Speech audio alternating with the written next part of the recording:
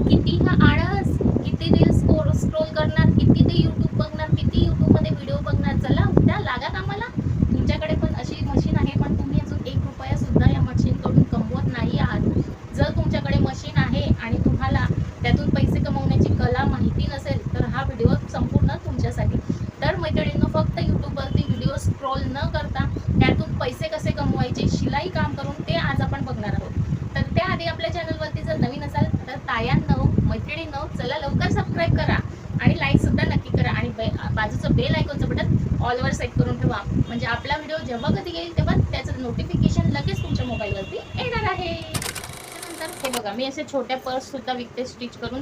तर या सुद्धा मी सेल करते. याला हँडल वगैरे नाही आहे, पण मोबाईल वगैरे पैसे वगैरे ठेवायला हे बायका नक्की विकत घेतात. त्याच्यानंतर आपण हे हँडलचं रेडी केलेलं आहे, याला असं सिंगल हँडल दिलेलं आहे. तर हे सुद्धा आपण स्टिच करून विकत असतो.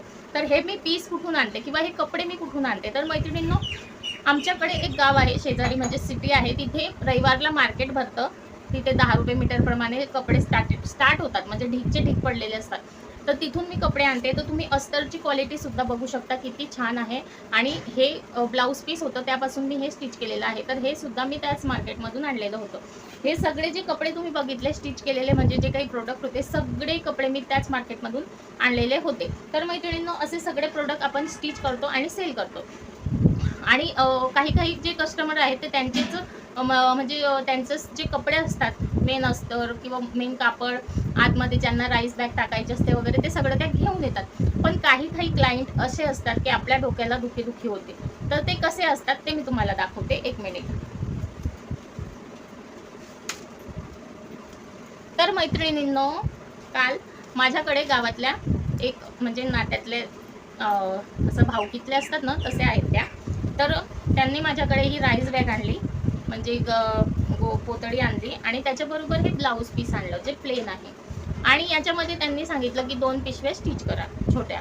तर ठीक आहे, पण मग याला अस्तर, तर म्हणे अस्तर तुमच्याकडे असतील तर तुझ्याकडे असेलच ना म्हणे कपडे, ते लावून घे.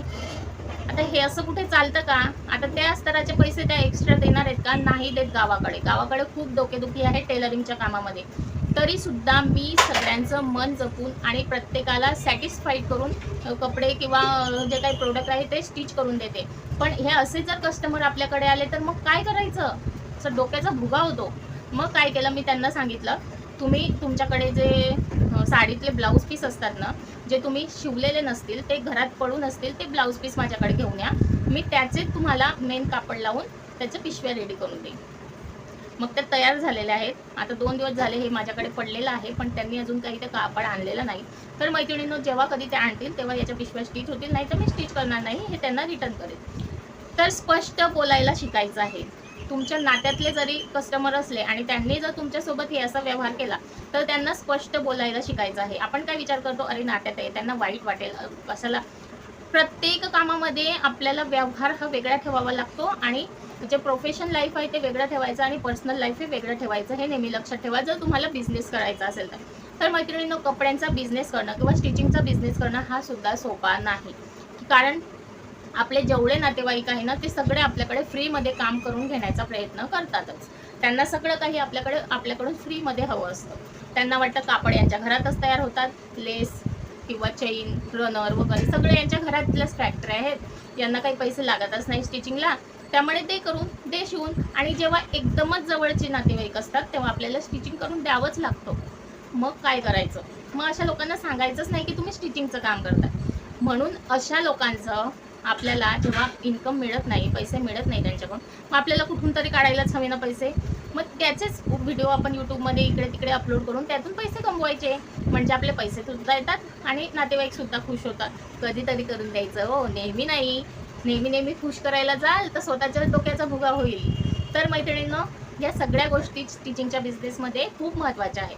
आणि माझी एक कळकळीची विनंती आहे, जर तुम्ही खरंच स्टिचिंगचं काम करत असाल आणि अजूनसुद्धा तुम्ही व्हिडिओज बनवत नसाल तर प्लीज व्हिडिओ बनवा आणि त्यातून इन्कम जनरेट करा. एक चॅनलच क्रिएट करायचं आहे, आणि जेव्हा तुम्ही स्टिचिंग करता तेव्हा ते कॅमेरा तिथे सेट करून ठेवायचा. त्याच्यानंतर तुम्हाला स्टिचिंग करताना जो पार्ट दाखवायचा आहे तिथे तुम्हाला व्हिडिओ ऑन करायचा आहे, जे नाही दाखवायचं तिथे ऑफ करायचं आहे. आणि तुमच्या घरामध्ये जर नॉईज असेल, म्हणजे आवाज असेल, तर तुम्ही म्यूटमध्ये व्हिडिओ रेकॉर्ड करायचा आहे, नंतर त्याला तुम्ही व्हॉइस ओव्हर करायचा आहे. आणि तुम्हाला जर व्हिडिओसाठी ट्रायपॉड वगैरे जे काही लागतं त्याचं जर तुम्हाला लिंक हवी असेल, माईक वगैरे, तर तुम्ही मला कमेंटमध्ये सांगा, मी त्याची लिंकसुद्धा प्रोव्हाइड करेल किंवा मी या व्हिडिओच्या डिस्क्रिप्शनमध्ये तुम्हाला लिंक नक्की देते. तुम्ही त्यातून खरेदी करू शकता. खूप चांगल्या क्वालिटीचं ट्रायपॉड आणि एकदम स्वस्तामध्ये, म्हणजे 500च्या आतमध्ये मी तुम्हाला लिंक देणार आहे, तुम्ही त्यातून खरेदी करू शकता. तर मैत्रिणींनो, मला माहिती आहे प्रत्येकीची परिस्थिती ही चांगली नसते किंवा खूप छान नाही आहे की त्या जास्त महागड्या वस्तू अफोर्ड करू शकतील, पण ट्रायपॉड हा मेन वस्तू आहे, आपल्याला व्हिडिओसाठी लागतो. तर तुम्ही तिथून खरेदी करा, 400-500 रुपयापर्यंत येईल आणि तुमचं काम चालू करा. तर मैत्रिणींनो, ऑनलाईन आणण्याचा एकच उद्देश असतो की जर ऑनलाईन तुमचं प्रोडक्ट जर आवडलं ना, तर तुम्हाला तिथून सुद्धा ऑर्डर मिळतात. तर मला सुद्धा मिळतात, त्याच्यामुळे मी माझ्या अनुभवातून सांगते तुम्हाला की ऑनलाईनसुद्धा ऑर्डर्स मिळतात. फक्त आपल्या कामामध्ये कन्सिस्टन्सी ठेवायची आहे. एका दिवसात कोणीच व्हायरल होत नाही, त्याच्यामुळे कन्सिस्टन्सी ठेवा, वर्षभर काम करा आणि मग तुमचं चॅनल मॉनिटाईज नक्की होणार आणि मग तुम्ही त्याच्यातून पैसे कमवू शकता. आता माझ्या चॅनलवरती सुद्धा मी माझ्या व्हिडिओतर्फे सुद्धा पैसे कमवते आहे आणि जे मी स्टिचिंग करते त्यातून सुद्धा इन्कम जनरेट होत आहे. तर मैत्रिणींनो, जेव्हा कधी फायनल पेमेंट येईल तेव्हा मी तुमच्यासोबत नक्की शेअर करेल. तर कसा वाटला आजचा हा व्हिडिओ कमेंटमध्ये नक्की सांगा आणि तुम्ही काय काय स्टिचिंग करतात ते सुद्धा नक्की सांगा. आणि मैत्रिणींनो, तुम्हाला जर तुमच्या यूट्यूब चॅनलचं किंवा तुमच्या जे काही तुम्ही स्टिचिंग करता किंवा तुमच्या प्रोडक्टचं प्रमोशन करायचं असेल तर तुम्ही माझ्याशी संपर्क नक्की करू शकता. जर तुम्हाला प्रमोशन करायचं असेल तर कमेंटमध्ये तुम्ही कमेंट करायची आहे प्रमोशन म्हणून, त्याच्यानंतर आपण डिटेलमध्ये व्हॉट्सअपवरती बोलणार आहोत. तर तुम्ही नक्कीच मला कमेंट करा, त्याच्यानंतर मी तुमच्या प्रोडक्टचं प्रमोशन नक्की करून देईल. तर मैत्रिणींनो, आजचा हा व्हिडिओ तुम्हाला कसा वाटला कमेंटमध्ये नक्की सांगा. आणि हो, आपल्या चॅनलला सबस्क्राईब केलं का? केलं? ऐकू नाही येते? केलं का? थँक्यू. मग लाईक पण करून द्या हो एक. केलं? तुमचे खूप खूप आभार. तर मैत्रिणींनो, भेटूया पुढच्या व्हिडिओमध्ये. तोपर्यंत सगळ्यांनी आनंदी राहा आणि छान छान काम करा आणि तुमचं सुद्धा यूट्यूबचं चॅनल ओपन करा. चला भेटूया पुढच्या व्हिडिओमध्ये. तोपर्यंत सगळ्यांना माझ्याकडून जय श्रीराम.